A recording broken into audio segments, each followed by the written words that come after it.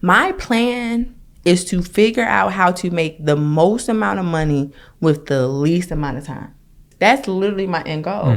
And I think as a businesswoman, when I was dating, a lot of men want to talk about business, and they want to talk about business. It's like business. I don't want to talk about business.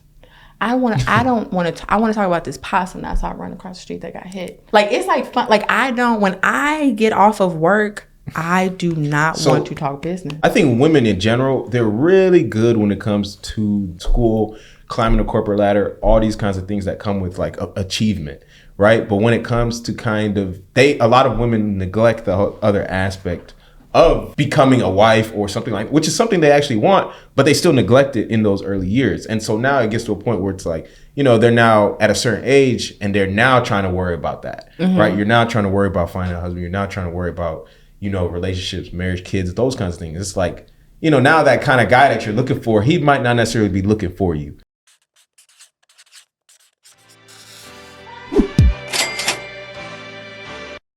Yo, you're listening to the Money Monopolizers podcast, helping you take control of your financial destiny. It's about time that we invest more in our financial literacy and work towards building generational wealth. If you think you're ready to do the same, then you've come to the right place. Alex, Marlon, y'all ready? Let's get this bread. What's good, everybody? It's Alex Camuno here, and we are back with the Money Monopolizers podcast, back again in Atlanta, Georgia, and I am here with my co-host, Marlon Walls. Marlon, how you doing today, bro? Excellent again, man. Did I tell the story recently about what happened to our car while we was out here? The rental car that you got? Yeah, I don't think I told it on here. Yes, because the crazy thing is that despite me being in the rental car business, the first night I was out here, what happened? It was like raining really bad, and I really wanted to get some food. So I was driving over to McDonald's. They was closed. I know I haven't had the best food choices, but it was like 11 p.m. and everything was closed. Drove to Wendy's after, but like I said, it was pouring down raining, so I was going back home, and I don't know what, like going through an intersection, like I was trying to go it's like the intersection veered to the left as you were like going through, filled with water, and I ended up hitting a curb. And I just watched it's popped up on the like little screen, the dashboard saying, yeah, your tire pressure is going from 34 to 27 to 23 to 12. Yeah. I'm like, all right, well, it's done. It's busted. So I got out the car and I was about to, what was it? I was like about to get ready to fix it and everything. This random dude ended up coming to me and like literally just out the blue came and actually fixed it for me. And that was really a blessing, but I was very sad. I still have a donut on there right now. I'm gonna go get it replaced very soon. But it's been like very busy. But other than that, like everything is really going good. Outside of that, I'm very sad that happened. That was karma for going to McDonald's. Maybe so. like I was pretty upset. Like I actually told the guy, I said, man, listen, I'm gonna take better care of your car than anybody ever else is taking care of it. I was like, yo, I'm gonna still take care of him though. Like I'm gonna like look out for him and I'm get him a good tire and everything afterwards. Yeah. But yeah, that was just our little experience from the day, from this weekend so far. But everything's going good otherwise outside of that. How about you? I'm doing well. Again, still out here in Atlanta, and we getting a lot of super dope episodes pushed out for y'all, and I'm excited for the one we got today. Because I'm always excited when we bring women onto the show because it always provides a new perspective that is always fresh and enlightening as well. So our guest today is Miss Lauren. Is it Parrott or Parrott? I don't want to say it wrong. It's so funny that you asked that because it's actually like both. Really? Uh-huh. Okay. So so what do you say? Right. Actually, I answered to both. But what was it when you was first born? How did they say? When I was my family, we've gone back and forth between Parrott and Parrott. Really, the whole family, the entire different parts of the family. It's like it's a really crazy funny story. Really crazy funny story. Yeah. So honestly, I don't even say my last name because I don't even think it matters. Why not? Wow. I mean, okay, so yes, your name matters, but as a woman, especially as a woman that, plans to marry and take her husband's last name, it doesn't matter. I think it's only so much attachment you should get to the name. You know, because I mean, but it means a lot. Like I love my family. You know, my grandfather is between my grandfather and my mother, it's the reason why I am who I am today. And it's really my grandfather. If it wasn't for my grandfather, I wouldn't be who I am. Can you explain a little bit about that? Because one thing that we like to start these episodes off with is like start talking a little bit about your backstory and like especially in regards to finances and kind of how that shaped who you are today. So can you talk a little bit about that? Yeah. So and what's funny is I actually recently just found this out. I didn't know this at first. I went through this like women's entrepreneurship type program. Like certification thing, and we had like these Blackboard things, and we had to just talk about like as a woman, you know, how did it feel, you know, just being in business. And it was majority of the women on there was talking about how they never learned anything about money and didn't know about this, and people said women can whatever. Like it was all these like bad, like sad stories, and I didn't have that experience. I was talking about, so my grandfather, born and raised in Canton, Mississippi, small town in Mississippi, moved to Chicago at 18 with just enough money to get to Chicago. So he had to make it out and ended up creating like a real estate empire. You know, like first started buying multi-units to live in one, then started buying them to rent it out, then eventually started building his own houses. So I was 10 in Mississippi building houses. Wow. Talking about his bonds that he had at GM, this stock he just bought in the medical field. And I just remember being 10, like, okay, stocks, bonds, like, that makes sense. So you get the lingo at a really young age. Young, wow. Not even understanding that this isn't normal, right? So I'm just like, cool. So I'm like, and why didn't you want the bonds again? Because he had the bonds with GM, and they had expired. You know, so the end of the whatever 5-year, 10-year bond it was, and then when they came back to basically like renew it, they had a way lower interest rate. So he just used the money from the bonds, and I'm talking about like 6 figures in bonds, right? Like not like money. And he just used the money and flipped it and bought the medical stock. That ended up catching wind and like tripled in price.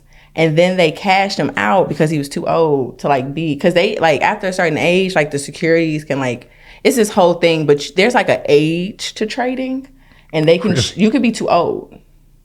Depending on the capital that you have, it's a long thing. It doesn't make sense, but they basically like cashed him out.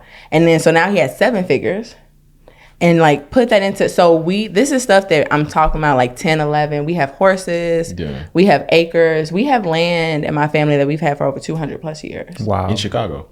In Mississippi.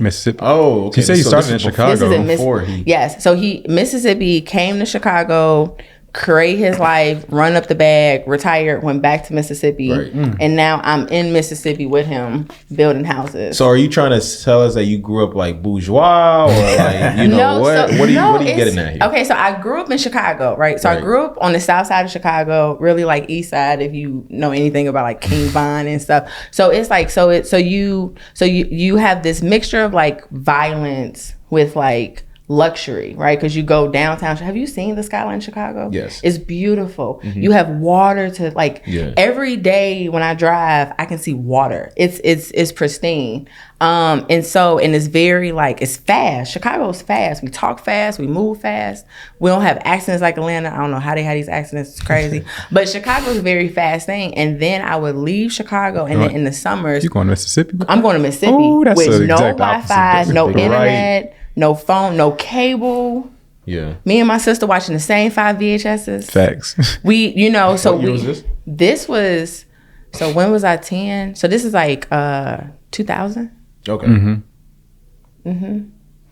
Yep. So between like 8, 9, 10, 1998, 1999, 2000, 2001, 2002, I'm spending my summers in Mississippi, and I'm working on houses and I'm putting up cabinets. But also my mother then redid the house, and her father is in rehab work.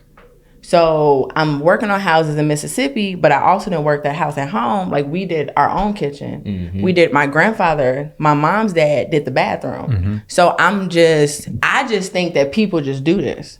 Everybody in real estate. Yeah, everyone in real estate, everybody understands bonds and stocks. And then when I got older, I started realizing like, dang, everybody don't know this. You don't know what? You don't know what a bond is? What? Your granddad didn't teach you? It was such a, it was. Like, so my granddad just been doing this. So she was bourgeois. Right. But I think, but Mississippi humbles you. Yeah, it's not facts. even, you got to think like there are, I've met multi-millionaires in Mississippi that have holes in their pants, not the fashionable ones. Like, you know, like these Doing pants work are, for. yeah, they're older than me. Sheesh. My God. You know, the pants, they're man. dirty. And then like this one guy, every time I was seeing him, he looked like he was poor. I kid you not. He looked like he was like outside, a worker. He passed away. He had so much cattle that they had to sell that they only sold his cows for like months at a time. Oh wow. Because he had so much, because his family were in the city and they didn't know anything about how to take care of cattle, how to do any of that type of stuff, because they didn't grow down there. So when he passed away, they just sold everything at for pennies Yeah. than what it was worth. So Right. Mississippi and my grandfather means a lot to me because of the 200 plus years that Right. we have. For you, so transitioning now from college, like how did that shape what you were doing now up to this point, as far as going from graduating college, got your master's degree, you say you got your CPA as well. Now, how does that shape what you do today? It shapes what I do today because I'm very Also, what do you do today? Yes. I do. Okay, so what do I do today? It's so funny. So the timing of this is so peculiar. So currently I offer like CFO and advising services.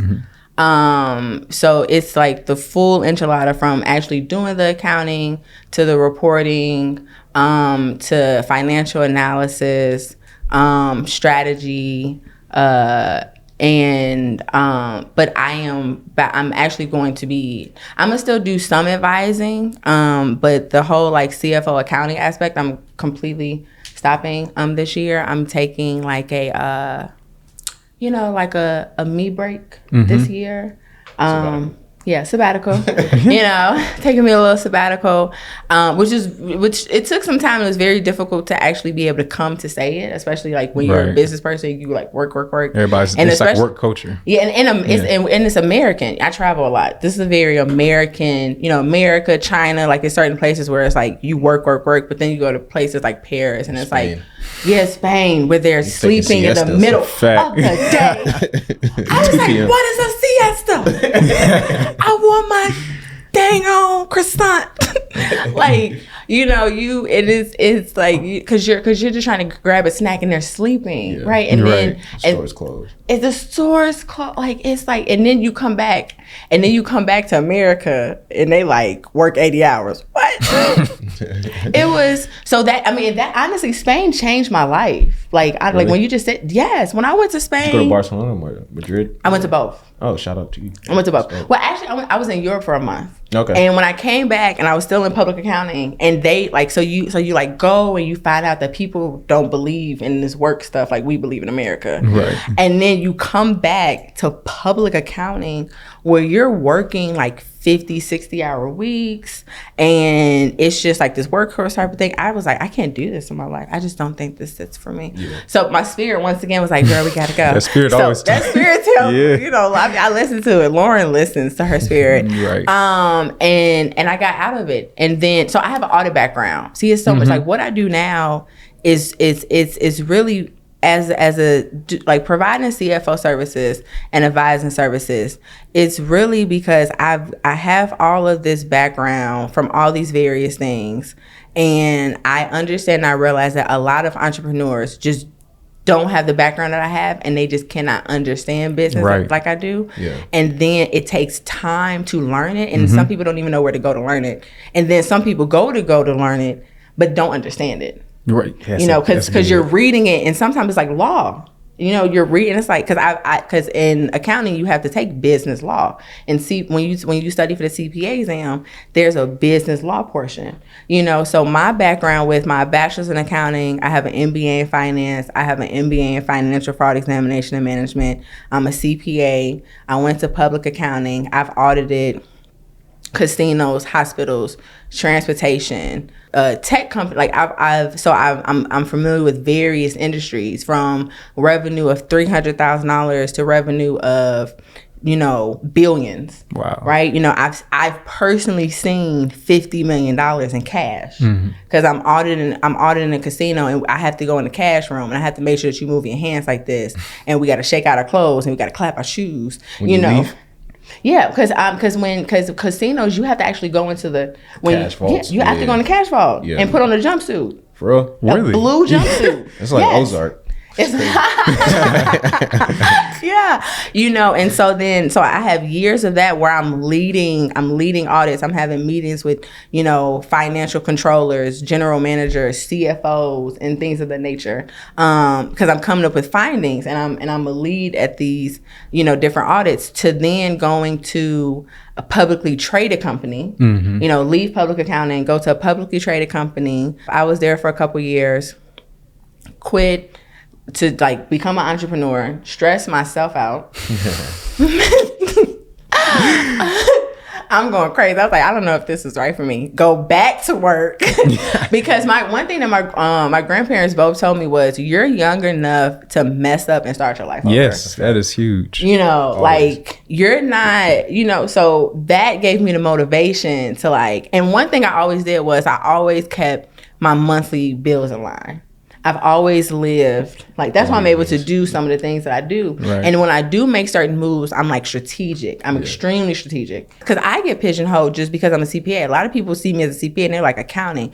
My strong suit is I don't even do accounting. I have a team that does accounting. I do strategy, because I'm able to look. Our phone calls. I'm exactly. This is I ain't even got into it. You tell me. I'm like, you trying to make what? Okay, but what you really need to think about is this and that. Have you thought about this? And did you break it down? And how much you need to make a day? And then once you figure out that you need to make that a day to hit your goal, you need to 10x it and really aim for that, so that you can fall in the middle. Because if you want to make $1,000 a day, you're not going to aim for 1,000, because you ain't going to make it. Facts. So aim for 10, and you're going to be very pleasant at 5. Very happy.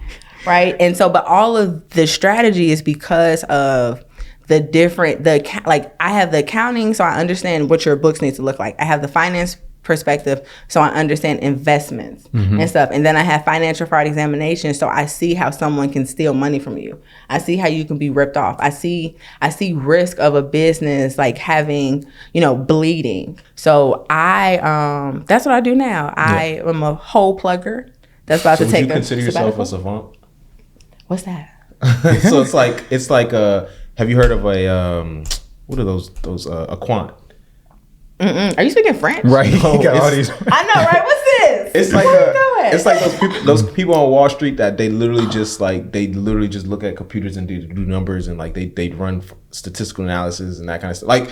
They're just really, really, really, really, really, really good at math. Oh, I am. So I am really good at math and stuff. One thing that has really been inspiring, because this is kind of what led us to, what led me to really want to bring you on, because of our initial conversations that we were having. As far as, well, first of all, I learned that you 10x everything. So I think I was telling you my goals last time I was out here. You was like, you thinking way too small.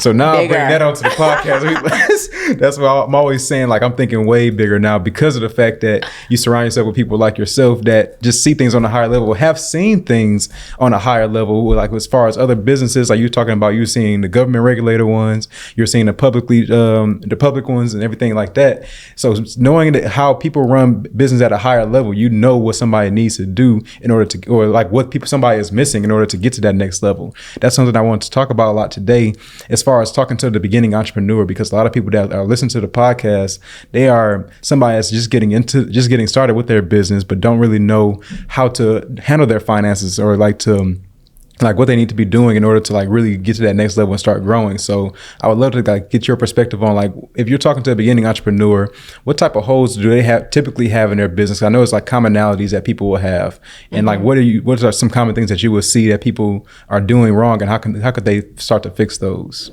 I think a couple of the most common things I see with new entrepreneurs are they aren't tracking their money. So for some, I don't know why, but some people feel like that they can't track their business money until they start making it. I don't know who told them that. But you don't because all of those expenses are expenses. Right. It's still a loss, right? So you want to claim every single dollar that you put in it. And you don't have to have a QuickBooks when you first start. You could easily just track everything in an Excel sheet. But see, I tell people, you just want to make things easy for you. If you're not a numbers person, if you don't really want to be digging into like that, you just have to think about, what would lazy people do? I saw this quote, and somebody said that they like to hire lazy people because they're going to figure out the most efficient and easiest way to do it. And I've heard that before though. I'm telling you, like, I got some lazy qualities in me. Hence why I created that real intense spreadsheet where you just put in that one number. Because I was like, I'm not doing this every year. I'm not doing this. How often we got to do this? Once a month. Lauren's not doing this. Okay, so let me create the spreadsheet because I'm not doing this. Right. But the easy way to do it is create another bank account. It doesn't have to be your business bank account. Just create another bank account. And everything that goes in and out that bank account is your business stuff. Right. And at the end of the month, take the bank statement and type it out. It's not complex. You just want to track everything. So number one, they don't track their stuff when they should, and they think that they need a lot more than what they really do, until they really grow into something else. A lot of people, their first business is a capital intensive business, meaning that they like need money. Okay. They need money to start it. And I always think that your first, like, it depends on the luxury that you have, right? Some people have a luxury of, having capital, having money, and like having $4,000 to start something, to $5,000 to start something. But most like new entrepreneurs, they're starting their second business because their first business ain't making enough money, right? They're working in something, like they're a 9-to-5er and they're not making enough money, so they want to have a second like side hustle entrepreneur thing to make more money. But then they come up with a business idea where they need money to start it, but they ain't got no money, which is why they started and it's like this, and it's a conundrum. Yes. And so it's the best thing to do is to try to have your first business be something that's low dollar amount. And education. Everybody want to be an entrepreneur, but don't nobody want to watch a YouTube video on what a financial statement is, or assets and liabilities, or strategy, something sexy stuff for them. They just want to make the money. They just want to. Man, I had this man set up a consultation call with me to talk to me about his second business that he wanted to do, and he wanted to get these Amazon vehicles and do all that. And it was like, my second business. So I'm like, what's the first business? He tells me the first business, it ain't even made no money. I'm like, why are we talking about the second? Sir, you need to focus on this first business. And then he had like somebody was, and God rest his soul, because it sounded like some good connections. His friend said that he's going to donate the money to get the vehicles, but he ain't answer back because he's not going to answer back because you don't have no money to invest. So you don't have no skin in the game. Okay. And I just think that when you start off, kind of doing stuff yourself, you just have a little bit more skin in the game. And I think more like first time entrepreneurs need to first think about like the skin in the game, depending on what it is. Now, if you're starting a tech company and you're getting gadgets to be built and you have the money to just pay someone to build the gadgets, that's one thing. But a lot of people don't have the money to outsource or to save or to do whatever. So I think first time entrepreneurs, they need to just do a little bit more learning about just business in general, and not just learning, period. Right. A lot of entrepreneurs aren't humble enough to learn. I think that it hits on like a big nail as far as like everybody is trying to just get into it too fast without necessarily like educating themselves first. So one thing that we've educated ourselves with, because that's kind of contradictory to what you said, is like just starting up a bank account. We really took the foundation of profit first strategy as far as learning how to separate your different like accounts. That way you know how your business is performing. Because one thing about educating myself is that when I first read Profit First, I didn't know what profit was. Because of the fact that I thought profit was like how much I'm taking home versus the business actually profiting itself. So the owner's compensation is what was new to me as far as like how you pay yourself from your business, and then your business profits separately. That was something I had to learn just by education. And so I didn't think a lot of people are actually in that same place. And I was trying to figure out, what is your perspective on that, especially like the paying yourself aspect, the profit aspect. Is that even something that you would advise them to get into at the early stages? I love Profit First. I think it's a great book. I think the concept the way that he structured it, especially for like people that don't have a business background, was amazing. But going to back to the point of actually doing this stuff yourself and really being in it, most entrepreneurs can't even keep track of one bank account, let alone multiple ones, right? Mm-hmm. And then especially from a accounting perspective, because you have to reconcile all those bank accounts, you have to look at them, you have to track now, and then because he has it where you got the 5 and then you got the ones that's connected to the ones that you can't get to. That is really great if you're that type of person. I think that helps us out a lot. Yeah, but a lot of people aren't that. And what happens is they get paralysis because then they read that and they think they're supposed to have all these accounts, and that's not way to do it right. Yeah, and they're spending so much time on that they don't even have a good product or a good service or a good, And so, but what I like about the book is because the emphasis on profit and being conscious of it and aware of it and the percentages of it, and because I have certain clients that have a very high profit margin.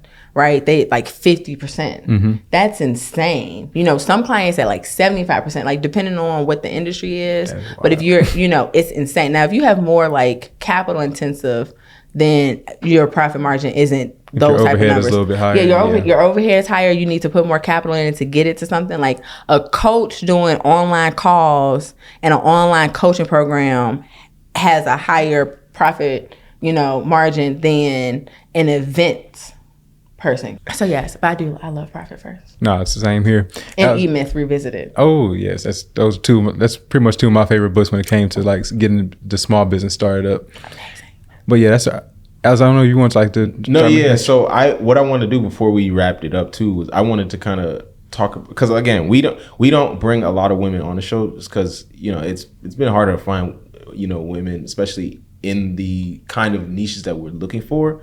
But whenever we do bring a woman on the show, I always like to introduce in this perspective of, the other side of it, right? Because generally what I've noticed, and, this is my opinion. So you can let me know, how you think about this. But generally what I see is like women are usually, why are you looking at me? Oh, sorry, my bad. I'm supposed to look. Yeah, look over there. Yeah, my bad. Yeah, I'll take over here. What I noticed is like women are generally, they're expected to kind of, female entrepreneurs, they're expected to be able to do entrepreneurship at the same level as men. At the same time, you still have like, familial responsibilities and obligations, like taking care of family, husband, kids, all those kinds of things, right? Generally, it's like, but for men, it's like, they don't expect the same thing out of men, that's just normal society, even like in a 9-to-5 life, right? But one thing you had mentioned earlier was that you said that, we were talking about the last names and stuff like that. You mentioned like, if I want to get married, you said that you wanted to get married. So what would you say then is the reason that you're not married then? Well, I would say because when I was a young mom. Okay. And all my focus was doing what I needed to do so I could provide for my son. So so during the ages where you should be thinking of like romantic relationships and stuff, like you got to think 18, 19, 20, 21, 22, 23, I was in school with a baby. Yeah. I'm freshman year. I'm like, all right, y'all, I got to go to my infant. And so the years where people were really like dating and stuff like that, I was like, I need to get through school because I need to take care of this son, like my child, my baby. It's obligations. And so first it was, the years that I should have been dating, I was just focused on school and work. And then I think that's really was, it was the time delay. Right. And then also like figuring out my own balance as well. Because, okay, so to your point, I think some women feel like you have to be a certain type of way and you have to do certain type of things. And I had struggled with that a little bit. And I realized that I wasn't. So I don't want to be a superwoman. I don't want to work hard. I remember I was dating this guy. And he was like describing the type of woman he wanted. He's like, I want a hard worker. I was like, ooh. He said he doesn't want one? He does. Oh, he does? Ooh. He wants one. I was like, ooh, this isn't, I'm not a hard worker. this isn't gonna work, because I didn't, because it looks like I'm a hard worker, but I'm dying inside. Like I'm so tired. Are you right doing this now. because you have to, not because you really want to, though? Exactly.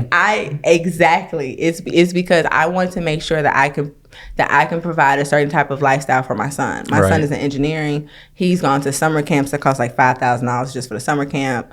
So it's to survive, but I'm literally coming up. My plan is to figure out how to make the most amount of money with the least amount of time on a month-to-month basis. That's literally my end goal. And I think as a businesswoman, when I was dating, a lot of men want to talk about business. And they want to talk about business. It's like business. I don't want to talk about business. I want to talk about this possum that I saw run across the street that got hit. And the car swerve real thing. Like, it's like fun. Like, when I get off of work, I do not want to talk business. So it's interesting you bring that up, because I think generally a lot of women that are high. First of all, I think women in general, they're really good when it comes to this. Obviously now the more modern women, they're more independent and they're able to kind of take care of themselves, which is great and everything. And I think women are generally really good at school, climbing the corporate ladder, all these kinds of things that come with like achievement. Right. But when it comes to a lot of women neglect the other aspect of actually, becoming a wife or something which is something they actually want, but they still neglect it in those early years. And so now it gets to a point where it's like, they're now at a certain age and they're now trying to worry about that. Right. You're now trying to worry about finding a husband. You're now trying to worry about, relationships, marriage, kids, those kinds of things. It's like, now that kind of guy that you're looking for, he might not necessarily be looking for you. It's like you kind of missed your opportunity, because you dropping a bar right now. Let me tell you that. Like, okay, you speaking of work. Yeah. So it's interesting that you mentioned that, because I think those women generally have a harder. One thing they struggle with is they have a harder time turning off that. I don't want to call it masculinity, but in a sense, it is that. I think one of the issues that we have, even more particular in the Black community, is we are afraid to say the words masculine and feminine. And it's just what it is. There's a masculine energy and there's a feminine energy. There's a yin and yang. That's all it is. Yeah. And it's a very polarity. Right. And so the feminist movement. So one of my clients is a femininity coach. So that's good. Yeah, that's good. Coach. Femininity coach. I was wondering if it's the one I was thinking of. Or femininity? No, femininity. Okay, femininity. And so she has very different things. And one of the things that we had talked about was, when did things shift?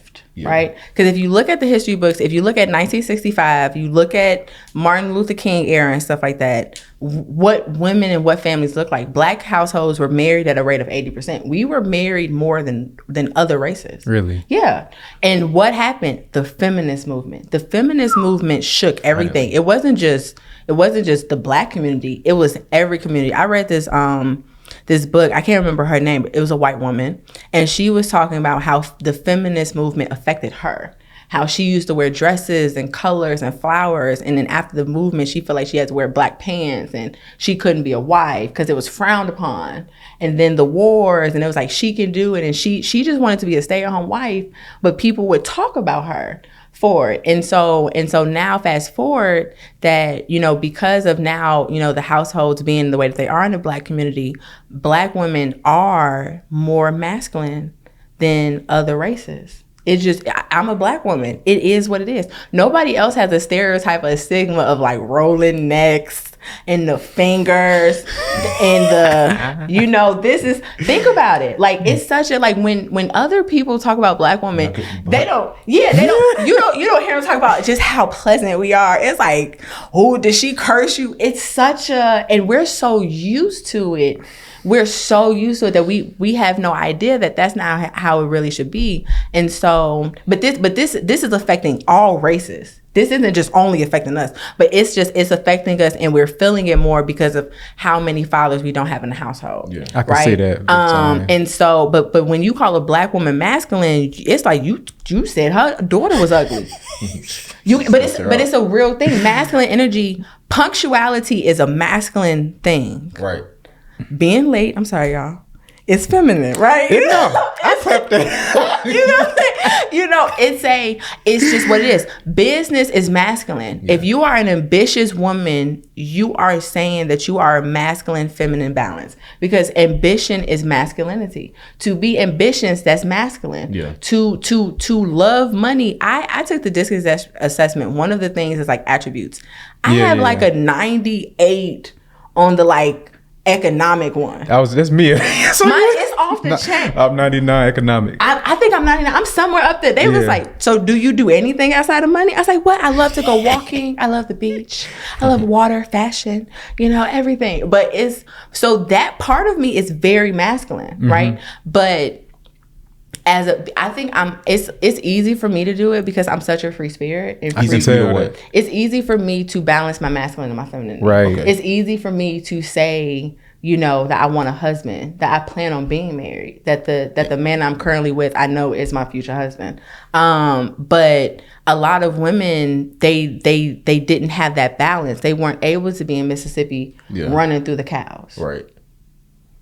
So masculinity and femininity is real, and I think that's one of the issues that we have to deal with. And as a woman, you have to balance it. I've been in a relationship where I came off a little too strong with the business. Mm-hmm. Yeah. I remember I told this one guy, I was like, hey, if you can't handle this business talk, I don't know what we're doing. Like, sheesh. And it was, and so because when I'm in business mode, it's literally a different person, right? That you see. It's one, because I'm a free spirit. I'm walking outside barefoot. I'm running through the grass, right? I'm running in the rain. That's me. When it rains, I want to run outside. But as soon as the business comes, and we talk about money, especially my money, something that I'm gonna get. Let's get together. What's good? Well, hello. The only thing that's feminine is dress. Like, this is high. But I've had to work on that. Yeah. I've had to realize that it doesn't have to be that. But I thought it had to be that because of what I was taught. When I first went into business, I thought you had to wear suits. I thought you had to wear pants. You had to wear black. And I hid who I really was. And then once I got comfortable, and I'm like, look, I'm about to throw these dresses on. You about to get this color. And I started moving in my natural essence, and my work got easier. Yeah. I was able to get support easier. Because now you're operating in your natural, aura. Natural aura. And also, when you're higher up in business, so I told you I'm talking to all senior level executives, right? Which is a very masculine energy, right? So when you're, not even an advantage. If you're a masculine man, when you are the big dog and when you're not. And when you're in a room with other men, there can only be one alpha, right? It only can be one alpha. So you could be an alpha in your own group, but when we come to this business meeting and there's 5 men in here, there's one alpha in there. So you have men always have to be the alpha, always have to be on their masculine, and it's exhausting. Yeah. It's tiring. And then you get to a meeting with a woman and you still got to be all tight in your masculine because she's trying to combat you with her masculinity. Ooh. That's not, it is not conducive. I've seen women go back and forth with men, and I knew that if they would have just not responded in that tone, he would have done it. I get a lot of help because I think men understand that I accept help. Like, I don't open doors. Not from my man don't let me open no door. The team don't let me. No man that sees me lets me open the door. I don't carry stuff. I was walking yesterday at the event. I had a box. This guy was like, let me help you. I was like, thank you. Oh, that was a lot because they're so used to this hard energy. Even they want to. Yes, they want, because they don't have the opportunity to. They want to be like, let me operate my masculinity. If you're operating in your feminine state, like if you look like you said, wearing a dress and just like being free spirited, they actually are more inclined to want to help out. Especially they see you doing any type of physical labor. Like no, honey, let me do that for you. Oh no, I have great experience with men. Majority of my monthly recurring clients are men. It's not even women. I went because men, they're just nice. They're just so nice to me, and I'm just used to it. Like my man was like, so it just happens. I'm like, gee, I just can't explain it. It's been like this since I was little. Yeah. But women, they can be so mean. It's like, why are you so upset? Like, you're like, they can, and you be like, who hurt you? You know, who hurt you? But I'm telling you, I told someone they was masculine. You'd have thought they would.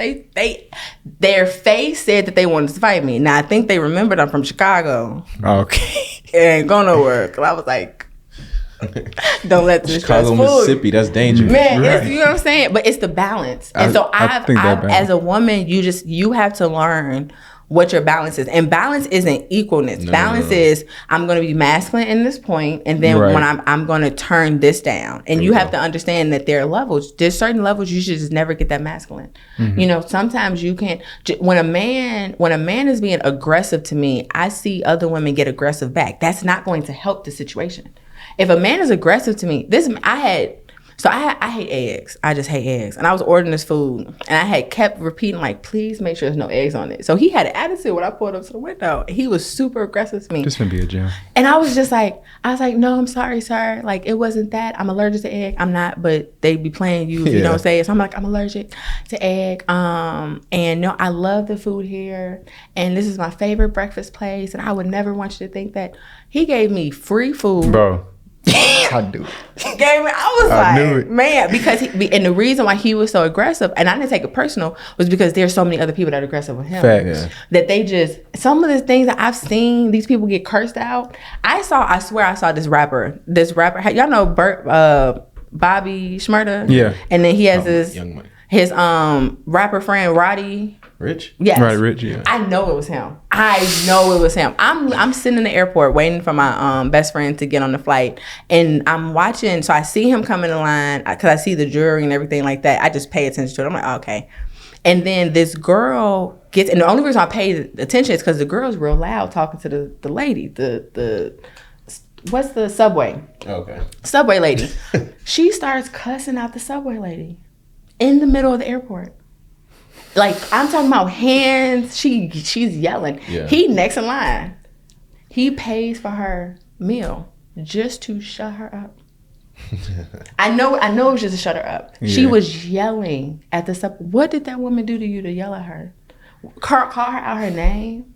Why do you have to be that disrespectful? And another thing about Chicago is, and that a lot of people, it's like, yes, Chicago is violent, but the benefit of it is that you learn to check yourself, because you could lose your life over this. Something petty. Over cutting somebody off, over $1, Yeah, over stepping on somebody's shoe. So when I go to food places in Chicago, I'm nice because when you're nice, your food is hot, it comes Facts. timely. They give you free stuff the next time. You know, so I'm just because you never know what people are going through. Yep. And in Chicago, you could get killed for doing that. So when I go to other places and I see that, because I don't see that much in Chicago. I ain't never seen nobody get into it like that in Chicago. And ain't nothing happened.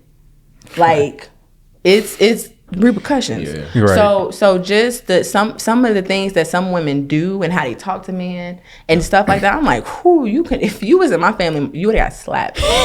Serious by a cousin or brother. See, I really want to bring this up because I know for the women that listen to us, and you know, if you're in a lot of women, especially younger women that are like, you know, early 20s, whatever the case may be, they're not able to balance it. It's very, very, very difficult for them. Because we're not taught. Most of us are not taught to be wise. We're taught to be businesswomen. Yeah. My mother didn't raise me as a wife. She raised me as a businesswoman. Wow. But that's when people have to really, like, you have to figure, number one, a lot of women want to be husbands, but they don't want to even admit that. Like, they don't want to say it's like something they want. Like, Want to have husbands. It's like, I want to have. I'm sorry. Yeah, they want to have husbands, and they want to have kids. They want to have a family. They want love.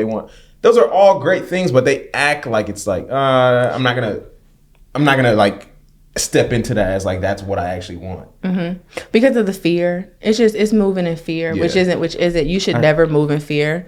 But it's kind of like, because I think at some point in time we've done this more when we were younger and not as adults. But you know that toy that you really, really, really, really wanted, but you didn't want to say that you wanted it, because if you don't get it, now you mad that you ain't get it, right? So you try to get something. You say that you want something that's close to it, but you really, really want that toy. But Right, I you know see your what mom you not mean. going. You know, if you ask her for this toy, she said that price, she gonna be like, and what you gonna do with this toy? And so I think that's the best example to what it is as women. I had a conversation with this woman, and she was telling me how, you know, when she dating, she's serious and she's not playing no games. I'm like, perfect. So you want a husband? It was like, I mean, yeah, you know, if the opportunity, and it was like, but what are you dating for? Like, you're telling me that you're in a relationship and you're not playing games and you're serious, but what are you serious about? But then when I ask you a direct question of, do you want a husband? It's this hesitation, and it's like, I can see why. It's a fear, and it's because it's in certain people, it's like, it's bad to.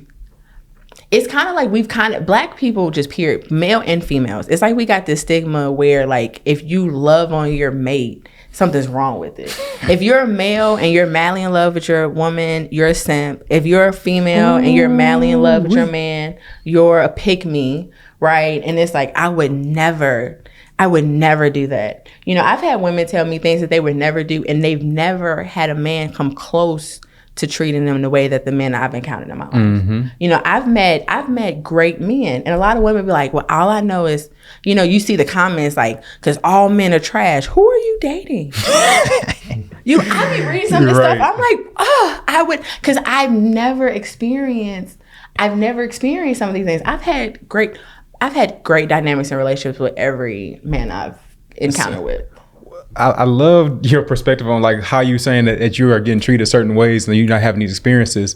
One thing I think would be a rebuttal from a lot of women that I think you might be able to answer really well is they would say something along the lines of, why do we have to turn it on and off as women, but the men don't have to do anything different, like working their femininity on some instances, work on masculine. Men do, yes. Black men have feminine energy. That's the only reason. Okay, so for example, I have oh, she's gonna kill me when she sees this. I have someone I know, and she loves certain things, and so we were talking about dating men of a certain type of income, and wow, yes, she's beautiful, she's highly intelligent, she's feminine, she could 1000% get a man that's making 8 figures. But her number one love language is time. Mm. And men, as a masculine energy, they are providers. And so they don't have time. So a highly masculine man is not going to call you every day. He's just not. He might talk to you Monday, not Tuesday, Wednesday, Thursday, Friday, not Saturday. He's not going, it's just certain things that a highly masculine man is not going to be able to do like at all or at a high frequency. But Black men, or just men in period, just more feminine energy men, because it's not gender. It has nothing to do. One thing about having, like, I have friends that are gay, bisexual, is you're able to really see what masculine and feminine energy is because they're the same gender. Right. And you look and you know who the masculine energy person is or who the feminine, and they understand understand feminine and masculine energy way better than heterosexual I've seen that couples. Actually, very much so. Like they understand it because they understand polarity. Like you said the word before, polarity. So you have this structure where a lot of women, they want a man that's making, so you got to think if you're making 6 figures or more, you're in the top 10%. Right? So you want a top 10% man that's going to be able to call you every day and spend hours on the phone with you every day and talk about your girlfriends. All of those are feminine energy qualities. That is huge. Those are. So if you want a man that will call you multiple times a day or call you once a day or something like that, then you need 50K. 50K, or if he's making 80, he could be making 100, but he don't need $1 million. Right. That doesn't do anything for him. Mm-hmm. because being a provider and going after your purpose is not his number one goal, because that's a masculine energy thing. Men their relationship could be trash, but as long as business is going well, they good. Facts. Right? They like, I don't know what's happening at home, but did you see his check? Like, right? That is women's work career could be in the garbage on fire. Mm-hmm. But as long as family is good, they like, man, work is hard, but as long as house is, so it's like, and it's a bunch of different books that talk about this. There's a bunch of different authors that talk about this, but as a masculine energy, regardless if you're male or female, the money is the goal. Mm-hmm. And I think a lot of times we don't understand that if you're a woman woman, and if you show off more masculine energy, you are going to repel a masculine energy male. Because it's opposites. Magnets that are opposite, they're not gonna come together. It's nothing you can do. Oh, I just hit it. But women be like, no, we gon'. And it's like, it don't work like that. Masculine women think that they could get a more masculine man. It does not work like that. But that's the thing. A lot of women like that. They apply the same things that... A lot of women think that the things they like in men is things that men would like in them. 100%. I was reading this. I love Ian Dunlap. I love him. Yes, Master Investor. One, he gives great business stuff, but I like he get a little spicy on his page. Yeah. So he made this post, and it was like, how much, if a man is doing everything that you want him to do, how much money does he need to be making, right? The answers is wow, y'all. It was crazy. So then, like a week later, he comes back and he's like, okay, you have that man that's making the 100,000, 300,000, 7, whatever. What are you doing for him? Why would he pick you? Exactly. The description, when I tell you about 80% of the women, I thought they were describing a man. It was like, cause I work, I got an investment portfolio, I own real estate, I got my own house, my own car. And then at the bottom, it's like, I cook, I clean. That's like an afterthought. Like, of course I do this too. Yeah, but it's like, but that's what he wants. Yeah, that's not what he wants. He can, if he has the money that you said he wants, he probably has a chef and a maid. So all you do, and that maid is probably cleaning the heck out of his place. Better than you. So chef probably cooking better than you. You know what I'm saying? And so I think that it's just that I think that women just have to be honest and just learn about masculine and feminine energy and understand that masculine energy repels masculine energy. It's a fight. That's why if you're aggressive with someone and they're masculine energy, they're going to be aggressive back. And once I really started diving in my femininity, which I didn't even know I was doing, right? Mm-hmm. Which was wearing more of the clothes that I like, wearing the colors, having the communications that I want. Diving into my femininity helped me. My money started to grow. I was able to have more, because these men were so used to having these meetings and stuff with these very aggressive, hard-talking, women that I was a breath of fresh air. I could get a meeting with anybody. Mm-hmm. I got a meeting with this one guy. They was like, you got a meeting and you can leverage that to utmost too. Oh yeah, I know. And people are confused by how many people, like when I come to Atlanta, people think I'm from Atlanta. I thought you were too. No, I started, so I have family in Atlanta, but I just started coming to Atlanta the way that I did in like June. Mm-hmm. Right, this is all new, but I know so many people. They're like, "Oh, how did you?"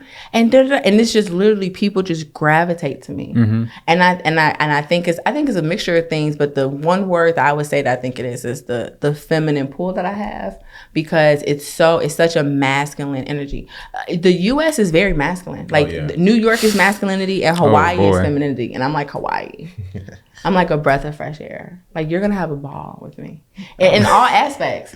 Business, like my clients, we have fun. Like if I say something, I'm coming down on them. I'm a joke a little bit. Yeah. You know what I'm saying? I'm be like, well, if you would have paid for that thing I told you to pay for, And so I think the to your question and just talking about the dynamics and stuff, I think a lot of younger women just don't understand masculinity and femininity. Yeah. Mm-hmm. And they don't know that they should be looking into it. And they don't know that it's okay.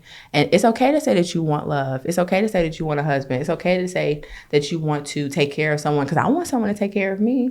I don't want to be in my 90s, or in my 80s or in my 70s trying to figure out, like, I just don't want to be alone. Yeah. And I see a lot of old people and they're just by themselves, and their person that they work with or something is in a different house, but they're just so mean and bitter. But you just see their health is failing faster. They're not talking as well. Mm-hmm. They can't take care of themselves like that. They need the help. We need to be together. We need to couple up. We were not meant to be alone. Right. Like human beings, like we're meant to be the opposites, and you're meant to be a team. Just like in your business, you need to have a team. You need to have your operations person and stuff. In a relationship, you need that dynamic, because that other person is able to see your blind spots. They're able to see things that you can't see. They're able to push you when you need to be pushed. So I think we need to just focus on just being honest with ourselves, being okay with being vulnerable, and just moving how we really want to move. Once I started moving how I really wanted to move, my life started to change tremendously. Yeah. I love it. And that was really why I wanted to get into that, because I think there's so much value in that alone that a lot of women and men need to know that. And I think just really final thing I would say is just understand what you want and understanding how what you're doing is going to either get you there or not get you there. Especially if you want to, get married and, have a family and kids and that kind of stuff. Read about it. I think it's crazy. Yeah, I think it's crazy that women to talk about all the degrees and all this other stuff. And then you be like, well, how many books have you read about marriage? Nothing. How many, But that's what I was saying earlier. You're right. Yeah, if you're reading business books, you need to be reading about marriage books. And that's what you really want more so than the business and ambition. You want marriage more. A lot of these women. Oh yeah, I don't want to have to work. Right. I'm gonna always I'm always gonna have a bag, okay? Like, but I'm not required to work. My man will pay all my stuff. Yeah. He's 100% fine with me just being a housewife. I, on the other hand, have to get to the bag. But I'm going to do it so it's not interrupting too much. It's just that little business call I got to take. I just got to take the real business call. If you do approach it like it's always, remember what you said is how you said it. If you say it like that, be like, okay, go ahead. I got this little thing because there's things I want to do for my man. I want to buy him his dream things. I want to be able to surprise him for stuff. I want to be able to pay for the family vacations and be like, boom. I don't want to be like, hey, can I get your credit card to pay for this very expensive trip I'm planning? Even though he wouldn't mind. Yeah, no, 100% wouldn't mind. But it's just, it's in me. And then my son. But then also it's my son. Like, it's like, I feel like I have to provide for my son. And he's like, but you don't have to. But I'm like, how would I feel? Like, I still have the tug of war. I say that to say, because I was raised to be a businesswoman and not a wife.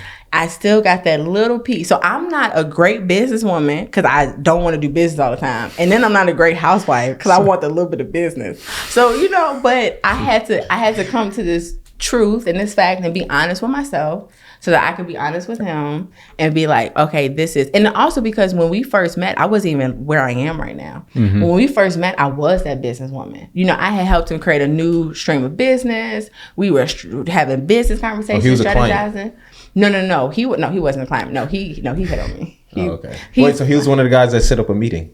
No, he didn't set up a meeting. I met him. No, I was on it's crazy. I was on a business call walking in the Gold Coast. The Gold Coast in Chicago is like the second wealthiest, affluent neighborhood in the world. And I had a business call and I just wanted to be, because of my feminine part, I wanted to be walking in the park. Mind you, I didn't know this was femininity at that point. I just know I wanted to be seeing some grass, some trees while I was on this call. But now I realize it's balanced because I'm doing a very masculine thing being on this business call, but I want to walk and see the flowers and see the trees and hear the birds. Mm-hmm. And so I was just walking in the park and he rolled down his window.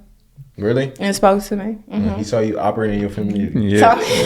He saw a little bit of masculine too. But he didn't believe I was on a business call. He thought I was faking. He was like, you didn't walk around this thing. What you doing? He thought I saw him and I was trying to get his attention. I didn't know who he was. I saw the truck. I thought he was a raper man.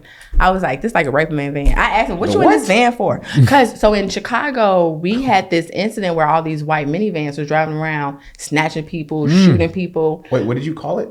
A raper man van. Raper man van.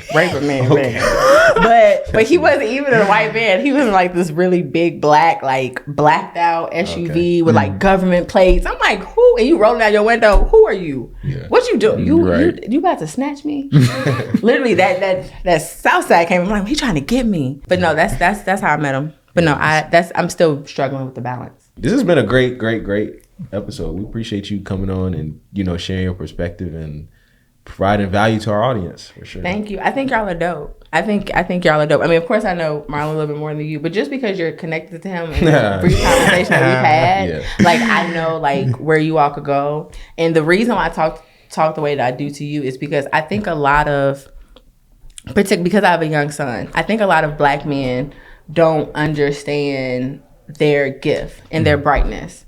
And I think that a lot of times you all just need someone to just see the light in you and just tell you it's there. Because you think it's there, but you're like, And I feel like what both of you all are doing are amazing, especially because of how young you all are. Facts. Like y'all are like infants to me. Like, I mean, I ain't that much older, but I wasn't an entrepreneur at the age that you all were. I was dabbling in something, but to have the guts like you all do, to just do it and to be consistent with it and to just go after to see, because I know y'all didn't start off with this type of layout, right? No. And to grow to this is it's inspiring. It's dope. And you all are sharing it, and people can listen to this. Because a lot of times we don't see people until they're successful, and we don't get to see the journey. Could you imagine watching Bill Gates in the beginning of Microsoft, or Jeff Bezos or Elon? Like if they were talking every week about what their business was going like. Right. Do you know how much that would be worth right now? That's a fact. The type of knowledge that you could find. Never thought of it like that. That's really good. That is huge. It is. And so the thing is, you all are going to be highly successful men, and you're going to be able to go back and look. I'm serious. I feel like 8 figures is nothing, and you all are going to be able to go back and watch this. Like, yo, you're going to laugh that you said you only had 12 cars. Oh, I know. I believe that about next year. You're going to laugh. You're going to laugh. That's a fact. You're going to laugh. You're going to be like, I had that cleaning business. That real estate though, I should have just. But I'm glad they had the cleaning business. But that real estate, like it's going to be a moment, and you're going to look back and reflect that. And these videos are going to be worth a lot of money. So I just want you all to just keep doing this and keep surrounding yourself with people that could just tell you like, you're doing really good. Yeah, I appreciate that. So those words mean a lot. That's my facts. That's my love language is words. Yeah. So you just most men love languages. You were rubbing his back right now. He's like, oh, thank you. Oh, stroke. Oh, shucks. You heard him say it earlier. Oh, shucks. Yeah. No, but most men love language, the words of affirmation, because they get so much harshness. Since young. You can't cry. You can't fall. You can't. I never told my son he couldn't cry. I just said you can't cry over that now. Okay, that ain't worth crying. Okay. Like what? What are we doing? But no, I think, and that's why I understand it's so important to give it. And I just wanted to let you all know that I think this is dope. I cannot wait to see this in a couple of years. Oh my god. Yes, I'm excited. We appreciate it. We appreciate it for sure. Well, yeah, that is it for this episode of the Money Monopolizers podcast. New episodes will be released every Thursday and will be available on Apple Podcasts, Spotify, and YouTube. Just search Money Monopolizers wherever you listen to podcasts. We hope you enjoyed this episode. If you did, we'd appreciate it if you rated us 5 stars and left us a review on Apple Podcasts. You can also find out more info about us on IG at Money Monopolizers. We post informative content on there that'll keep you engaged. So be sure to check that out and share those posts. But until then, we are out of here. You've been listening to the Money Monopolizers podcast, helping you take control of your financial destiny. To learn more about how you can be in control of your money, visit moneymonopolizers.com. We'll catch you next time when Alex and Marlon share more personal finance and wealth creation tips with you. Now it's time to take action.